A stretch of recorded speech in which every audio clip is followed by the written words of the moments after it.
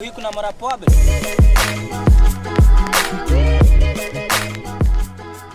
Diabotical is an Arena FPS, created and published by the GD Studio. Diabotical was released September 3rd, 2020.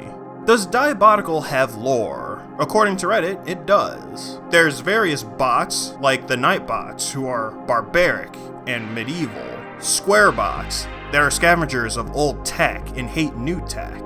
Eggbots that like to both fight and LARP, with those canon personalities being that of Twitch chat.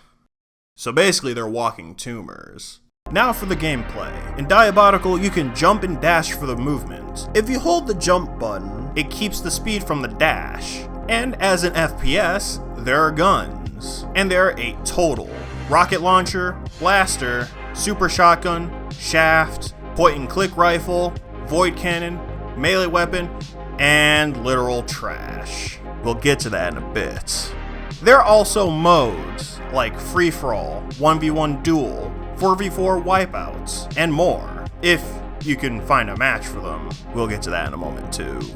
My first impressions of Diabotical were positive, despite me sucking complete ass at it. I like the modern look this game has, and Diabotical plays really differently from other FPS games that I've played, and that's good.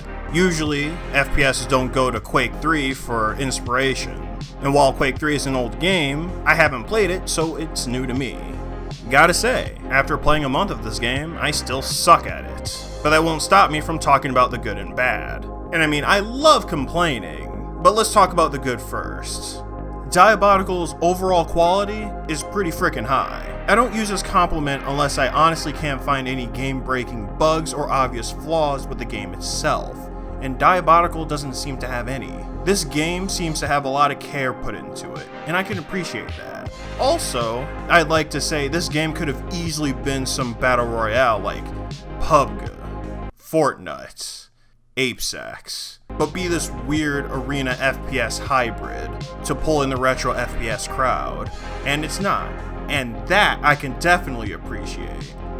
Another good thing about this game is the fact that you could customize your Eggbots. It's a small thing, but any game that lets you customize your character is pretty awesome in my book.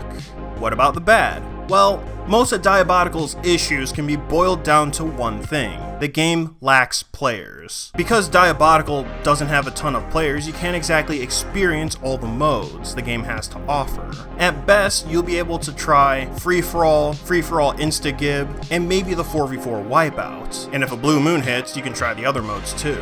However, it'll usually be near empty, with only one of the free-for-all modes being opened and being played. And if you don't like them, that's too bad. Then, when you do get into a match, you are likely to go up against highly skilled players. This will result in new players getting ripped apart, and can demotivate them from playing the game at all. Even though the game has a nice tutorial and nice training areas for the player to get used to the weapons and aiming, it's not good enough. This game needs more players. So if there are players in this game, would that solve all the problems? No, it wouldn't. Because the machine gun sucks ass. This weapon does 5 damage per shot. How are you going to pass this off as a weapon at all when the Eggbots are going to have upwards to 200 HP and 100 armor? I don't get it. All this does is tickle Eggbot ass. Man, this gun does nothing for anyone. Every other gun has its place in when it should be used. Every single one, but this one. At no point is anyone gonna whip this out and say, I'm about to get a triple kill with this. Watch.